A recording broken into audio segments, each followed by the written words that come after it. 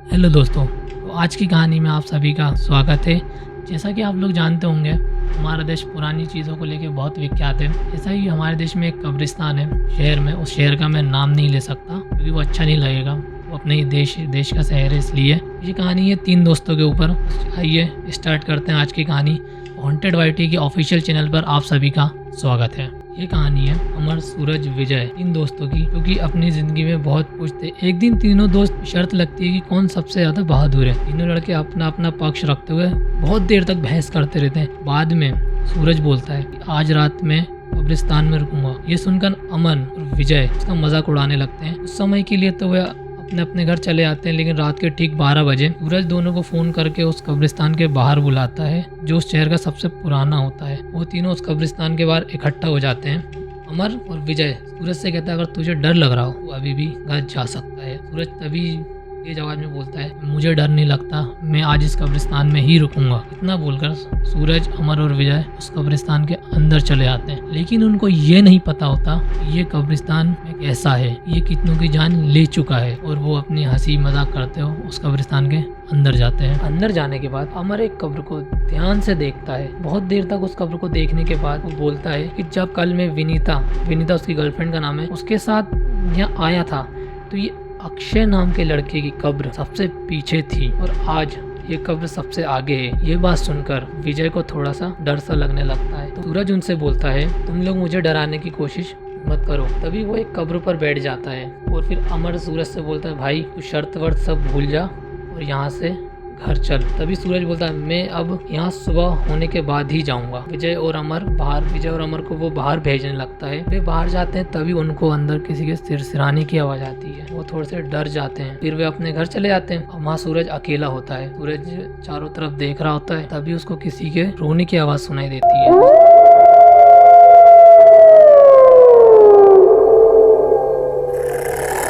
सूरज को ये लगता है कि विजय और अमर शायद उसके साथ मजाक कर रहे हो, तो वो चिल्ला के बोलते हैं कि मैं डरने वाला नहीं हूँ, तुम लोग यहाँ से चले जाओ, आज मैं यहीं रुकूंगा। तो अमर और विजय वहाँ से चले गए हैं। सूरज वहाँ एकदम अकेला होता है। सूरज अपने चारों तरफ देखता है, उसे कोई भी नहीं दिखाई देता, लेकिन उसको कुछ एहसास होता है जैसे कि कोई उसके पीछे खड़ा हो। सूरज पीछे मुड़ के देखता है, लेकिन उसके पीछे कोई नहीं होता है। तभी वो देखता है कि सूरज और अमर दोनों तो घर जा चुके हैं, लेकिन अमर वापस आ रहा है। वो अमर को वापस आता हुआ देख थोड़ा सा नर्वस हो जाता है। उसको लगता है कि शायद वो भी रात में रुकने के लिए आ रहा हो, लेकिन ऐसा ना हो के बिल्कुल इसके उल्टा हो जाता है। अमर एक चाकू से उस पर वार करता है। तो सूरज कहता है कि अमर तू ये क्या कर रहा है, मैं तेरा दोस्त हूँ। अमर उसकी एक नहीं सुनता, उसके साथ हाथापाई करने लगता है। उसको यहाँ से उठा के वहाँ फेंकता है, वहाँ से यहाँ फेंकता है, और आखिरी में वो उसके गले में एक फांसी का फंदा डाल के उसको खचोड़ते हुए खींच खींच के एक पेड़ के पास लेके जाता है। और फिर सूरज देखता है कि विजय एक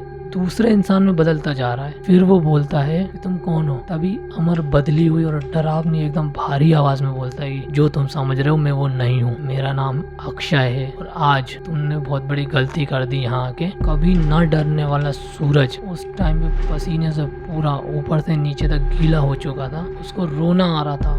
अक्षय कभी उसके हाथ मोड़ रहा है, कभी यहाँ फेंक रहा है। अक्षय उसको एक पेड़ के पास ले जाता है, फांसी का फंदा डाल के उसको लटका देता है। उसको जब तक खींचता रहता है जब तक कि उसके जान नहीं निकल जाती। अब सूरज की तो डेथ हो जाती है। फिर कुछ ऐसा होता है कि अगले दिन उस शमशान के बाहर बहुत सारी पुलिस और बहुत सारे लोग इकट्ठा होते हैं। विजय और अमर जाके देखते हैं वहाँ पे क्या हुआ। उनके ये देख के होश उड़ जाते हैं कि सूरज मर चुका है। उनको ऐसा डरा देखकर पुलिस समझ जाती है कि इनका कोई ना कोई लेना देना है। तभी पुलिस उनसे पूछती है कि क्या तुम उनको जानते हो। तो विजय और अमर बताते हैं कि हमारे साथ ऐसा ऐसा हुआ था। तो पुलिस भी उनको आगाह करती है कि ये आप लोगों ने गलत किया, आपको यहाँ नहीं आना चाहिए था, शायद आपने इस जगह के बारे में अभी तक सुना नहीं है। ये सब होता रहता है। और इसके बाद उसकी मौत कैसे हुई, क्या हुआ, ये कुछ खुला नहीं, लेकिन पोस्टमार्टम में ये साबित होता है कि उसकी मौत चाकू के वार से हुई। लेकिन उसके पूरे शरीर पे कहीं भी चाकू का निशान नहीं था।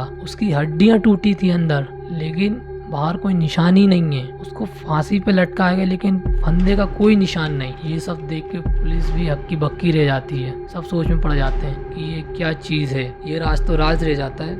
लेकिन उसके 2 साल बाद विजय और अमर वो फिर उस शहर में आते हैं, लेकिन इस बार वो उसी कब्रिस्तान में दोबारा चले जाते हैं गलती से। वो ये देखने जाते हैं कि सूरज के साथ हुआ क्या था, लेकिन वो ये भूल गए थे कि सूरज को इसी कब्रिस्तान में रहने वाली एक आत्मा ने मारा था।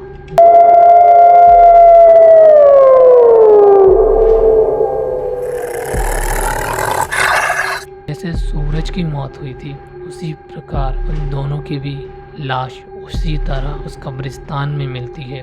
और फिर वही होता है, पुलिस पोस्टमार्टम की रिपोर्ट देख कर डर जाती है, सहम जाती है कि ये हो कैसे रहा है। ये राज तो आज भी राजी है कि वहाँ हुआ क्या था, कैसे लोगों की उन तीनों की मौत हुई। वो तीनों, उनके परिवार को तो बता दिया गया था, लेकिन आज वो राज वैसा का वैसा ही है। उस कब्रिस्तान में रात को आना जाना मना है, लेकिन उन तीनों दोस्तों ने किसी की सुनी नहीं थी, यानी उन्होंने किसी को बताया ही नहीं था। अगर आपको हमारी ये कहानी अच्छी लगी हो, वीडियो को लाइक करें, शेयर करें और चैनल को सब्सक्राइब ज़रूर करें। जय श्री राम।